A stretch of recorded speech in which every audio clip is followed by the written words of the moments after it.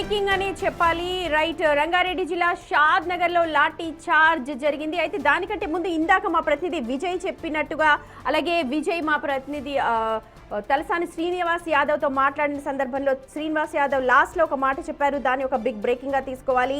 అధికారులు చేసిన తప్పిదాన్ని రాజకీయ నాయకుల మీద రుద్దడానికి ట్రై చేస్తున్నారు అని అంటూ ఈ కేసుని మరో మలుపు తిప్పే అవకాశాలు స్పష్టంగా కనిపిస్తున్నట్టుగా మనకు తెలుస్తోంది.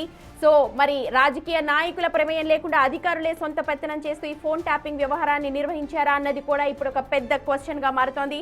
ప్రస్తుతం మీరు చూస్తున్న విజువల్స్ అయితే షాద్ నగర్, రంగారెడ్డి జిల్లా షాద్ నగర్ లో బీఆర్ఎస్ శ్రేణులు ఇవాళ తమ అధినేతను సిట్ విచారణకు పిలిచిన నేపథ్యంలో భారీగా ఆందోళనలకు పిలుపునిచ్చారు, ర్యాలీలు చేపట్టారు, నిరసన వ్యక్తం చేశారు, ప్రభుత్వ దిష్టి బొమ్మల్ని దగ్ధం చేశారు. దీంతో ఆందోళనకారులందరినీ కూడా ఎక్కడికక్కడ హౌస్ అరెస్ట్ చేసే ప్రయత్నం చేశారు పోలీసులు, ఎక్కడికక్కడ కట్టడి చేశారు. మాజీ ఎమ్మెల్యే అంజయ్య ఆధ్వర్యంలో షాద్ నగర్ లో ఆందోళనకారులు రెచ్చిపోయారని చెప్పాలి. వాళ్ళందరినీ కూడా పోలీసులు కట్టడి చేశారు.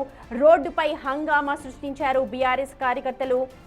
ఒక్కసారిగా అదుపు చేసే ప్రయత్నం చేసినప్పటికీ కూడా ఎవరు కూడా వినే పరిస్థితి లేకపోవడంతో పోలీసులు అక్కడ లాఠీ చార్జ్ చేయాల్సి వచ్చింది. అవే విజువల్స్ ప్రస్తుతం మీరు స్క్రీన్ మీద చూస్తూ ఉన్నారు.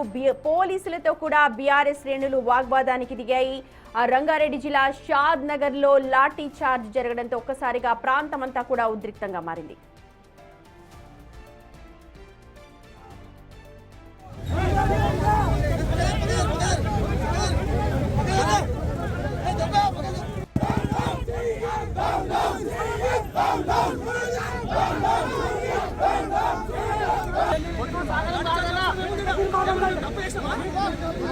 ప్రజాస్వామ్యం